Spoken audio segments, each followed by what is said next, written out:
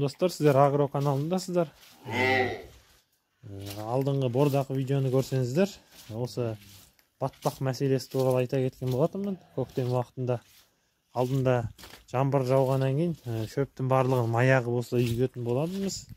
Соның нәтижесі өздеріңіз көрсеңіздер, міне шөбіміз бір қалыпты күйде сақталып жатыр, жақсы күйінде. Ал қазіргі таңда осы шөпті сақтап болғаннан кейін оны малға беруде бір мәселе болды. Себебі мынандай батпақта, адам аяғымен батып кететін батпақта малға шөп беру қазіргі таңда өте өзекті мәселе болып тұр. Міне өздеріңіз байқасаңыздар, мына қабылан етіктің бойымен бірдей болып келеді. Кейбір жерлерінде аяқты суырып ала алмайсың. Осы жерге көктемде тайынша тұратын бізде. Қазіргі балдың бәрін далаға шығарып жібердік, ары қарай поляға. Бірақ кешкі уақытта міндетті түрде етін түсірмес үшін бір уақыт шөп салатын боламыз. Мүлдем шөп салмаймыз. Ана жерге бір ақыр қойып болғанбыз, бір сиырға арналған. Қалған малдың бәрі кешкісін осы жерге полядан келгенде жиналады. Міне мынау бізде ақыры жоқ бірінші қора. Бұған жоңышқа шөбін салып қойғанбыз. Осылайынан әрқайсының алдына бір уақыттық жетерлік мөлшерде. Мынау біздің бордақ орнымызда да осындай шөп тұр. Бір уақыт жетерлік мөлшерде кешкі уақытта осы тұрған кезде жемнің орнына осы жоңышқа шөбін жеп тұрады. Жоңышқа бізде ол екінші орынның жоңышқасы. Жұмсақтау келгендіктен сағыр қалмай таза жеп қояды. Бұл себепті тек жоңышқа шөбін саламыз. Мына жерлерде бізде тайлар тұрады, жылқылар тұрады. Қазір сіздерге қора жайдың ішін көрсетейін. Қыстық қорамыз десек те болады. Бұл видеоны түсіріп отырған себебім, достар, көктем уақытында барлығы езіліп жатқан кезде көп адамдар не істерін білмей кетеді. Шөпті қайда берсек болады деп. Міне мынау бізде жоңышқа шөбі толтырып қойғанбыз ақырларын әрқайсысын. Мына жерде біреусі тұрады, бұл жерде толып тұр. Әрқайсысы әрбір клеткада жатады. Сиырларымыз осылайынан жасалған ақырлар. Барлық жерде ақыр бар.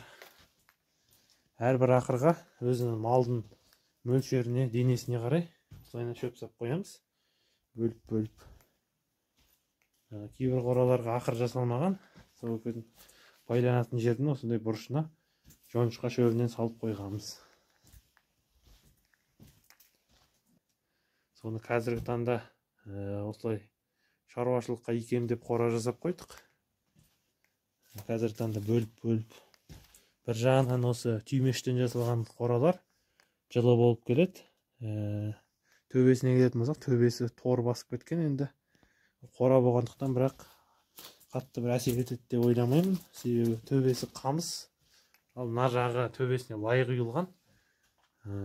Лай дегеніміз ол батпақ езілген. Оны ағып кетпес үшін осындай ағаштармен бекіткенбіз. Содан қорамыз осылайынан жылы болып тұрады. Сырт жағынан көрсетейін сіздерге. Осындай қора. Міне осылайынан кешкісін сиыр малымыз келгеннен кейін осылайынан барлығына шөп салып қойғам. Дайындап алдын әрқайсына шөпті арқалап тасимыз, әрқайсына бір-бірден бөлек жеке. Мына бізде бұзаулар тұрған. Жеке тасып осылайынан алып кеп береміз. Ана жоңышқа аз қалғандықтан бұдан қазір беріп жатқан жоқпыз. Көбінесе ана жоңышқадан береміз, екінші шабындықтың. Міне достар, осындай батпақ болып жатыр қазіргі таңда.